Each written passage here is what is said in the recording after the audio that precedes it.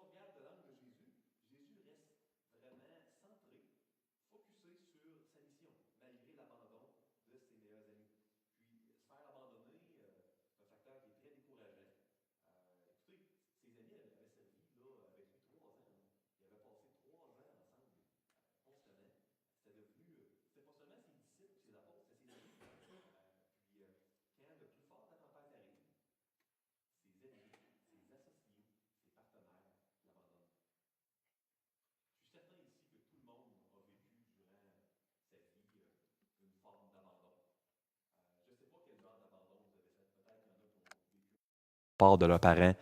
Peut-être qu'il y en a qui ont vécu un abandon de la part de leur épouse, de leur mari, de leur partenaire, de leur...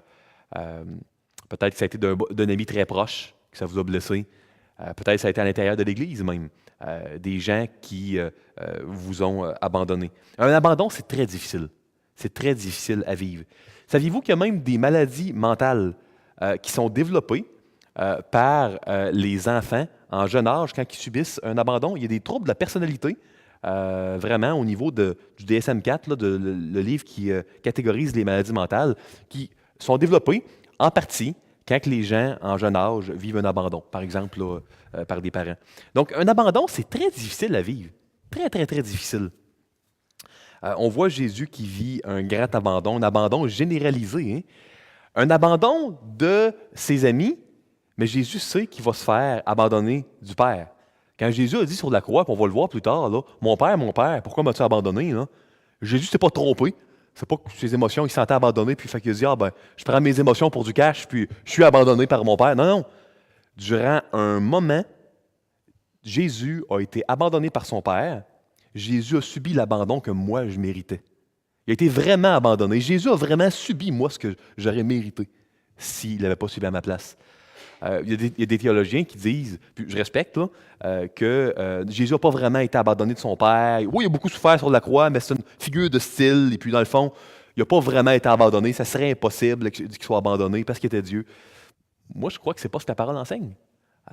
On veut interpréter la parole littéralement. Mon Père, pourquoi m'as-tu abandonné? Ben, écoutez, c'est une vérité choquante, mais oui, le Père l'a abandonné, Jésus, durant un instant. Puis ça avait été annoncé d'avance dans l'Ancien Testament. Jésus a été abandonné de tous. Et justement, ça, se faire abandonner quand on fait du trouble, quand on fait de la pagaille, quand on fait le mal, c'est une chose. Se faire abandonner quand on est innocent, quand on a bien agi, ça, c'est encore plus difficile. Donc, le premier côté de la médaille, c'est on voit comment Jésus est resté fidèle, comment il a persévéré. Ça, c'est le côté de Jésus. Si on regarde du côté des disciples, on peut se poser la question suivante. Pourquoi les disciples ont-ils pas réussi à rester fidèles dans la tempête? Ça aurait été plus pédagogique que je ne vous mette pas la réponse tout de suite en dessous, mais bon. Écoutez, la réponse, c'est tout simplement que, contrairement à Jésus, il n'était pas centré sur l'objectif final. Ils ont perdu de vue, les disciples, ce qui se passait. Ils ne savaient pas ce qui se passait, les disciples. Ils n'étaient pas en train de comprendre tout ce que Jésus était en train de faire. Puis quand on n'a pas devant les yeux notre objectif final, notre mission finale, quand on perd de vue le plan que Dieu a pour nous, c'est là qu'on n'est pas capable de persévérer dans la tempête, dans n'importe quelle sorte de tempête. Vous savez, il y a des gens, là, moi, certains des cours les plus passionnants que j'ai suivis dans ma vie, ça a été dans ma maîtrise en théologie, les cours d'histoire de l'Église. Ça, là, puis je ne suis pas un spécialiste en histoire de l'Église. Il va y avoir un spécialiste qui va venir à Chaoussac d'enseigner l'histoire de l'Église pour la cohorte. C'est Stéphane Gagné, pasteur de Joliette, qui, lui, a une maîtrise en histoire de l'Église. Moi, je ne suis pas spécialisé là-dedans, mais j'ai été édifié de voir comment des martyrs de toute époque ont subi, là, il y en a qui ont subi des 20 ans d'emprisonnement, 30 ans d'emprisonnement. Il y en a qui ont été torturés de toutes sortes de manières. Ils n'ont pas renié le Seigneur parce qu'ils avaient les yeux fixés sur le but. Ils n'ont jamais perdu de vue le Seigneur et puis la mission que Dieu avait pour eux. De garder les yeux fixés sur un objectif, ça donne une grande résilience à un être humain.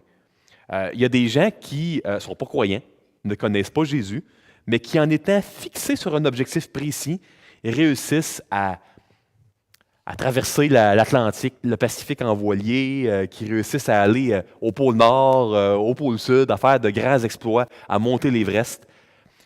Leur résilience est augmentée, est endurcie et solidifiée par un objectif précis, par de la détermination. Vous connaissez l'histoire de Terry Fox, qui, malgré son handicap, est un exemple de détermination là, incroyable, qui a réussi là, à traverser le Canada là, en jogging.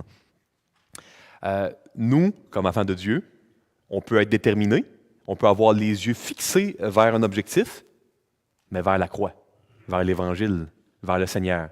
L'objectif suprême de tout l'univers. Il n'y a aucun objectif qui est plus glorieux que cela.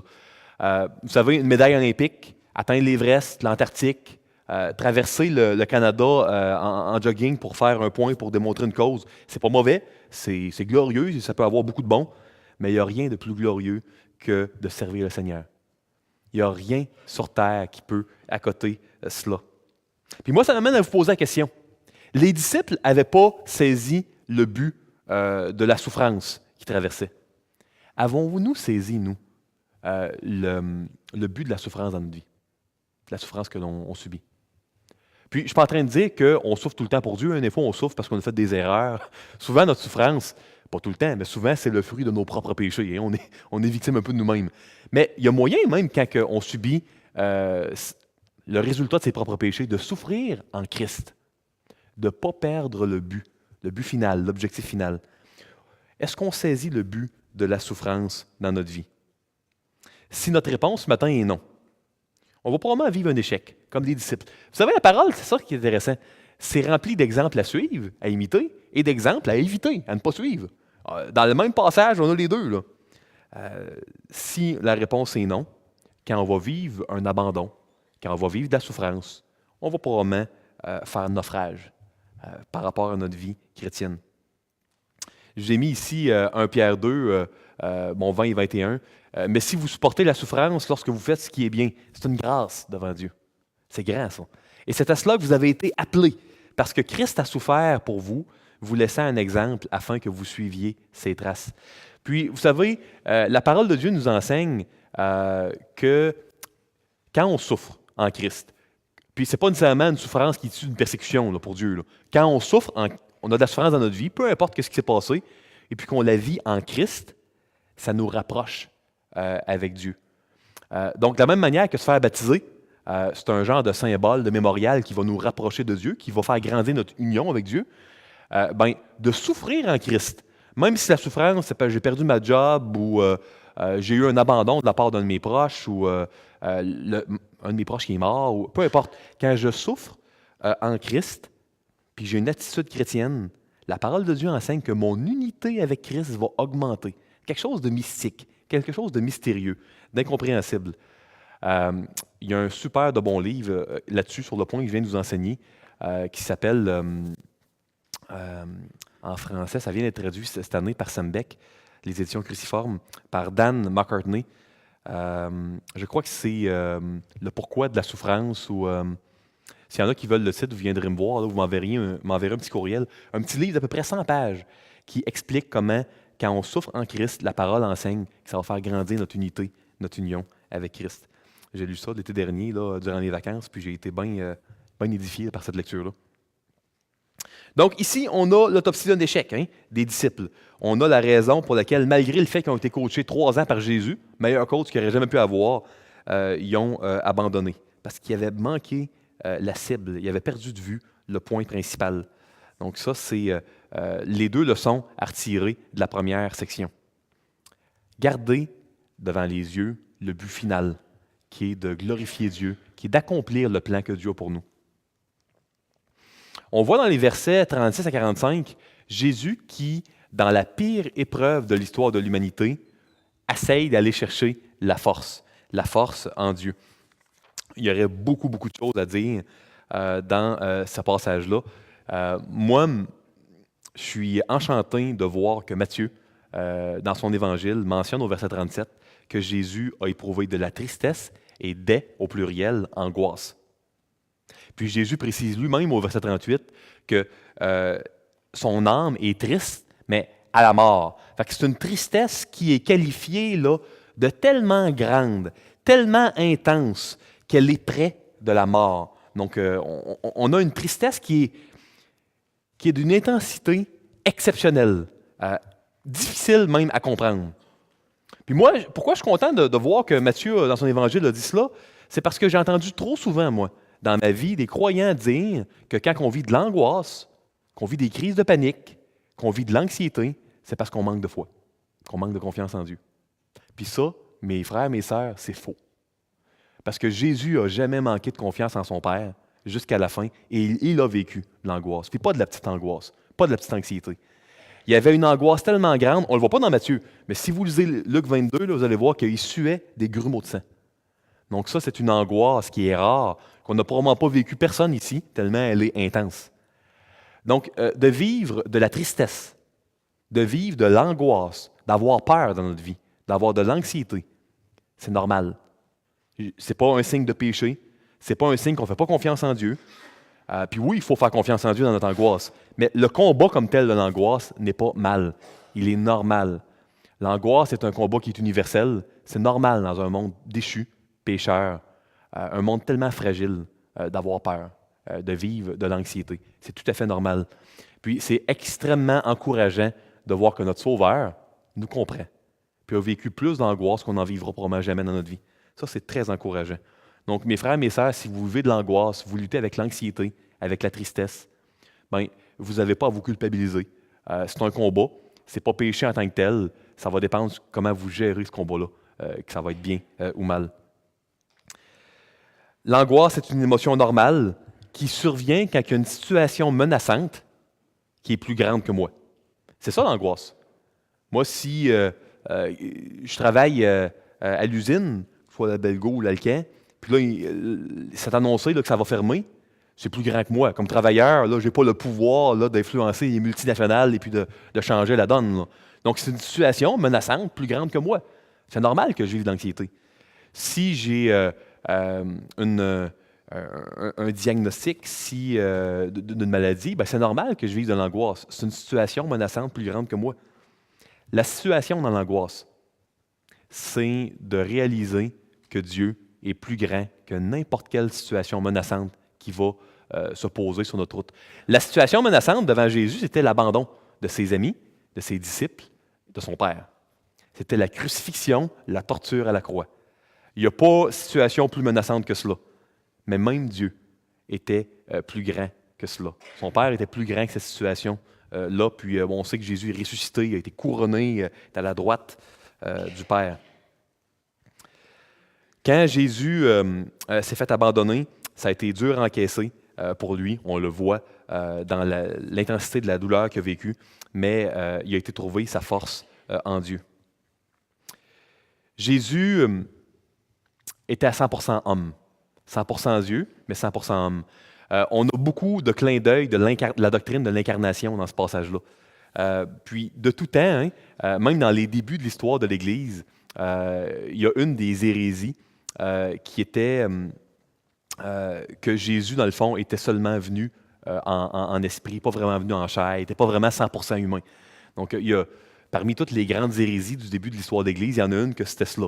Jésus était Dieu, pas de problème, mais pas vraiment 100% homme. Bon, évidemment, c'est faux. La parole enseigne clairement que Dieu est 100% homme, 100% Dieu. Un mystère difficile à comprendre. Et puis, on voit ici qu'il était 100% homme dans toute la tristesse, l'angoisse, la douleur qu'il a vécue. Donc, c'est intéressant de voir que le Fils de Dieu demande à ses 3 meilleurs amis de venir avec lui. Donc, on voit Pierre, puis les 2 fils de Zébédée, ben, c'est Jean et Jacques.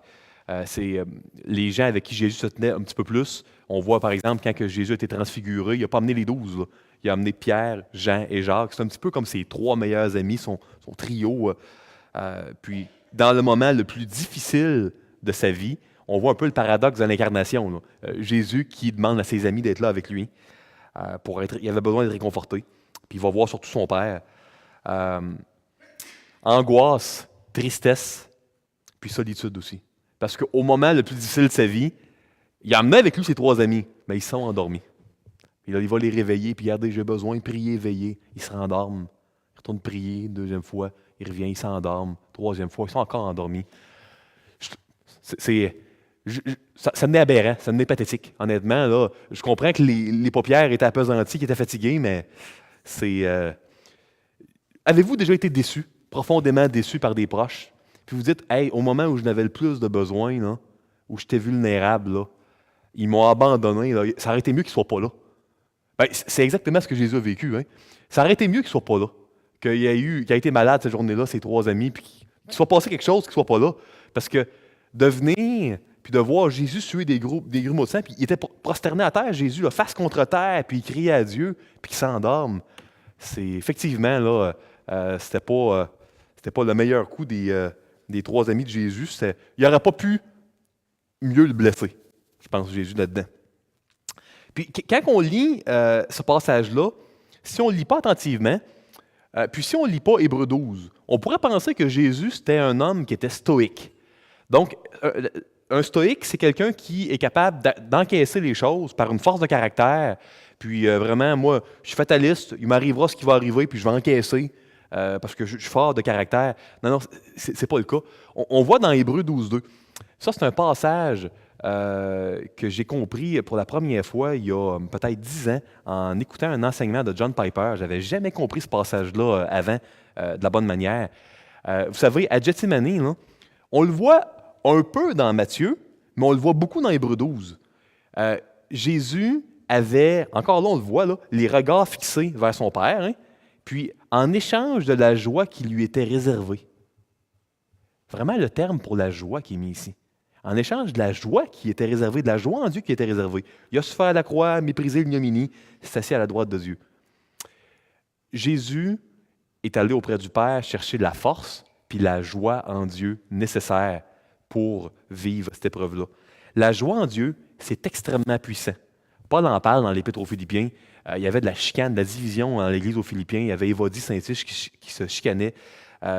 Paul leur dit, regardez, il faut que vous vous réjouissiez en Dieu. C'est ça le remède que vous avez besoin. Puis Hébreux 12 nous le dit, une des choses que soutenu Jésus à la croix, c'est la joie en Dieu. Maintenant, Jésus n'était pas là en train de rire, puis les gens disaient des jokes, puis c'était léger. Non, il n'y avait rien de superficiel à Gethsémani. Il y avait une douleur telle qu'on ne peut même pas l'imaginer.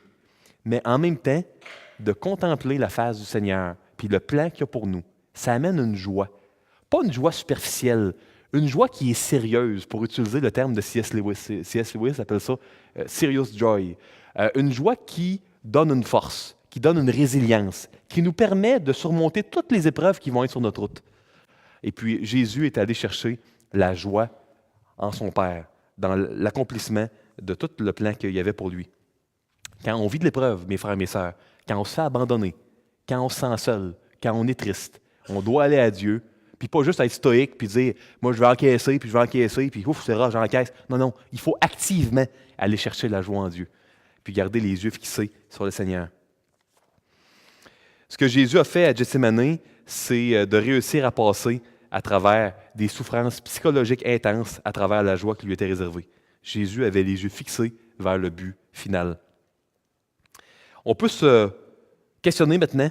Vous savez, passer un temps avec Dieu chaque jour. Tu sais, lire la parole, prier. Aller à des jeûnes et prières, on en fait chaque mois. Puis on fait 2 fois par année. Michael organise des 24 heures de prière ici à l'église, puis de jeûne. Vous savez, mes frères et mes sœurs, ce n'est pas des moments optionnels pour chrétiens super spirituels qui se démarquent. Puis il y a peut-être une poignée de personnes qu'eux, ils se démarquent, fait qu'ils vont y aller, mais ce n'est pas vraiment important. On a besoin de prendre du temps régulier dans la prière avec Dieu pour tenir le coup. On n'est pas debout personne. Jésus le dit, regardez, il met en garde les disciples, puis il leur dit au verset 41, « Veillez et priez, afin que vous ne tombiez pas dans la tentation. L'esprit est bien disposé, mais la chair est faible. » On a toutes des bonnes intentions ici. Je suis sûr que je vous le demande, puis tout le monde aime Dieu. Hein, si je te demande, Michel, aimes-tu Dieu? Il va me dire oui, puis Denis aussi, puis c'est normal. On aime tous Dieu, puis Michel, as-tu l'intention de pécher cette semaine? Ben non, on a toutes des bonnes intentions, on veut bien agir, Voulez-vous persévérer jusqu'à la fin dans la foi? Puis être fidèle, puis être un pilier à l'église locale? Tout le monde va dire oui. L'esprit est bien disposé, mais la chair est faible. Puis c'est quoi la solution pour contrer l'affaire qui est faible? Ben, veiller et prier. On en a besoin, c'est nécessaire. La tentation dans la vie, là, puis ceux qui sont assez vieux ici, là, qui sont plus expérimentés de la vie là, vont être d'accord avec moi. La tentation, là, ça vient à bras raccourcis, ça vient d'une manière brutale, d'une manière violente, d'une manière subite.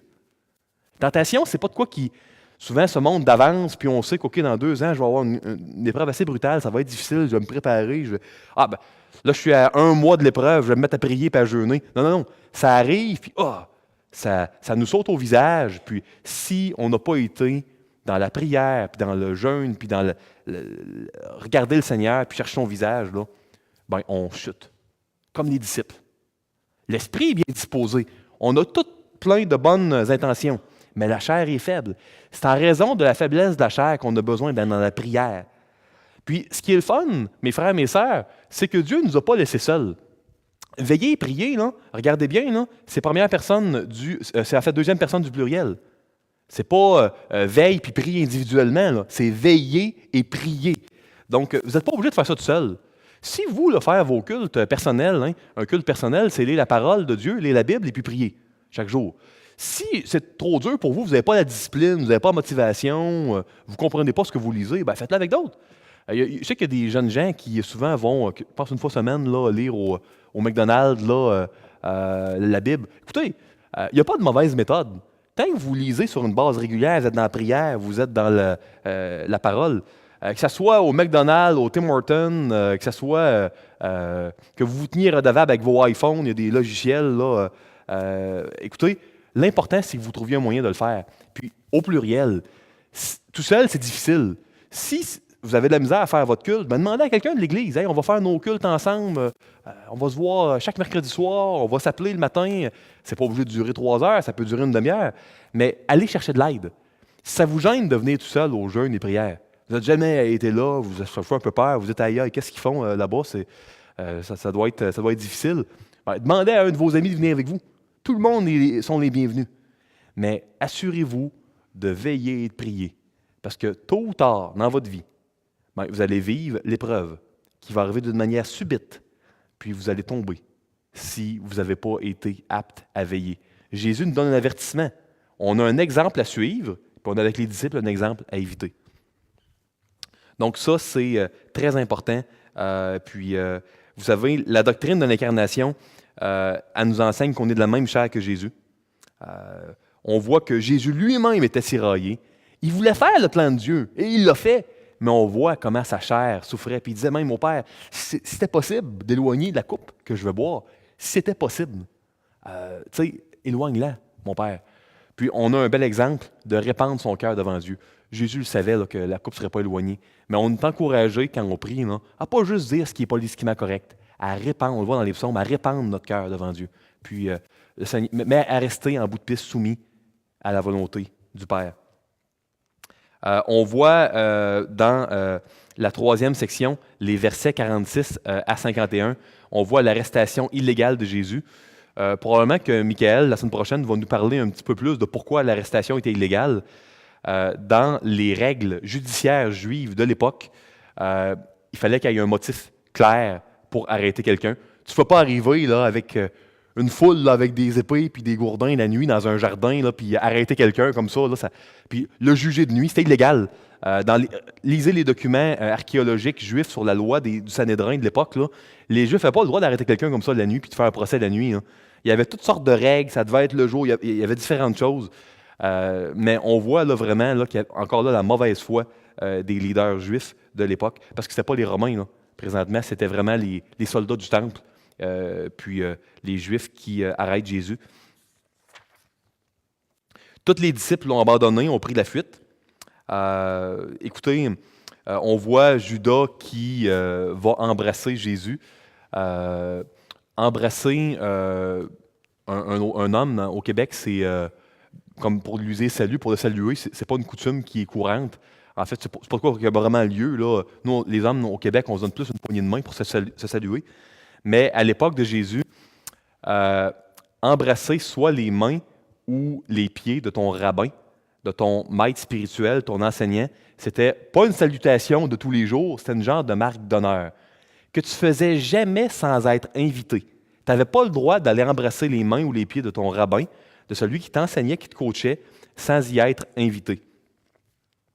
On voit que Judas le fait sans y être invité parce que c'était le signe pour désigner qui était Jésus, pour que les soldats aillent arrêter Jésus. Mais en même temps, c'était une manière de dire, regarde, je vais t'embrasser les mains, les pieds. C'est une manière ironique de dire, regarde, moi, je te renie, là. Je suis en train de te renier, puis je désigne que c'est toi la personne qu'il faut arrêter, mais moi, là, je ne suis plus soumis là, à ton enseignement.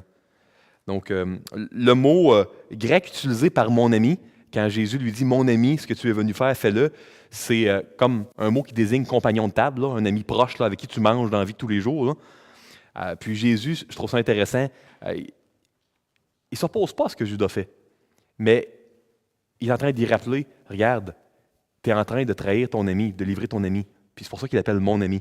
Puis à plusieurs endroits dans la parole, Dieu nous dit doucement, ne nous empêche pas de faire le mal, mais nous dit, par l'exhortation d'un frère, d'une sœur, par un message, par toutes sortes de moyens, le Seigneur nous dit que ce qu'on fait est mal, parfois. Puis on peut écouter ou pas. On a un exemple à ne pas suivre. Judas n'a pas écouté. On voit au verset 51 et 52 que Jésus rejette la voie de la violence. On voit Pierre là, qui a pris son couteau là, pour couper l'oreille de Malchus. Là, on voit dans un autre évangile qui s'appelle Malchus, c'est le serviteur du sacrificateur. La foule avait des épées, parce que le terme pour épée, l'épée de Pierre, puis le terme pour l'épée de la foule, c'est pas le même genre d'épée. Là. En français, tu vois juste épée, là, mais en grec, il y a plusieurs mots pour épée. Pierre, il avait un petit couteau, là, pas un canif, là, mais un petit couteau tout petit, là, un genre de couteau de table, tandis que les soldats, eux, avaient des longues épées là, plus épeurantes. Fait que là, il arrive avec son couteau, puis il essaie son petit couteau de table, il coupe un bout d'oreille. Puis non, Jésus dit non, t'as pas compris. Là. On ne prendra pas la voie de la violence. Puis, je ne prendrai même pas la voie surnaturelle pour appeler des légions d'anges. Puis écoutez, 12 légions d'anges, là, déjà un ange, là, ça peut tuer, on a vu dans l'Ancien Testament qu'un ange pouvait tuer 200 000 soldats. Puis une légion, c'est 6 000 soldats. Fait que 12 légions, là, ça en fait, ça, des anges. Là, tu peux combattre n'importe quelle armée avec ça. Mais Jésus dit, gars, je pourrais faire ça, je ne le ferai pas. Fait que tu sais, garde, laisse faire avec ton petit couteau de table, là, écoute, je vais m'arranger. Puis ce qu'on voit Jésus faire, dans le fond, c'est, on voit Jésus dire, je ne veux pas changer les circonstances du plan de Dieu. On ne voit pas Jésus en train de changer la donne. On voit Jésus qui est soumis au plan de son Père, peu importe la difficulté, la douleur, les épreuves. Puis, on a un bel exemple à suivre là-dedans, dans l'attitude de Jésus, parce que nous, parfois, puis je ne suis pas en train de dire qu'il faut supporter toutes les souffrances, puis tu sais, la maison est au feu, il y a le feu chez vous dans la maison, puis vous n'appelez pas les pompiers, ah, Dieu a permis, puis ça arrive, puis je regarde. Tu sais, non, la Bible ne nous enseigne pas à être fataliste. On peut, quand il y a un moyen non péché de s'éloigner d'une souffrance, on peut et on doit le faire. Mais mon point, c'est quand on vit des affaires difficiles, le focus premier ne doit pas être de changer les autres, de changer les circonstances. Si vous vous faites abandonner par quelqu'un, si vous vivez de la solitude, si vous vivez de la tristesse, oui, vous pouvez essayer de changer les circonstances extérieures, mais la chose première que vous devez faire, c'est vous-même. Allez au Seigneur et puis regardez c'est quoi la destination finale où Dieu veut que vous alliez avec ça. Puis c'est ça qui va vous donner la résilience, la force d'aller jusqu'au bout sans tomber, sans être abattu. Comment appliquer ce passage à ma vie? Écoutez, cette semaine, là, la meilleure manière d'appliquer ce passage-là, c'est de vous souvenir de l'importance de veiller et de prier. Parce qu'on ne sait pas quand va arriver le coup dur. Puis quand l'épreuve vient, elle vient d'une manière subite puis violente. Puis on n'est pas appelé à veiller tout seul, on est appelé à veiller ensemble. Puis moi, je me permets là, de faire un lien. Là. J'ai connu quand même Roger là, depuis que je suis tout jeune ici à l'Église. Il a tout le temps été quelqu'un qui allait même vers les jeunes, les invitait à venir faire du porte-à-porte, à venir au marché aux puces évangéliser. Roger, c'est un homme qui a veillé.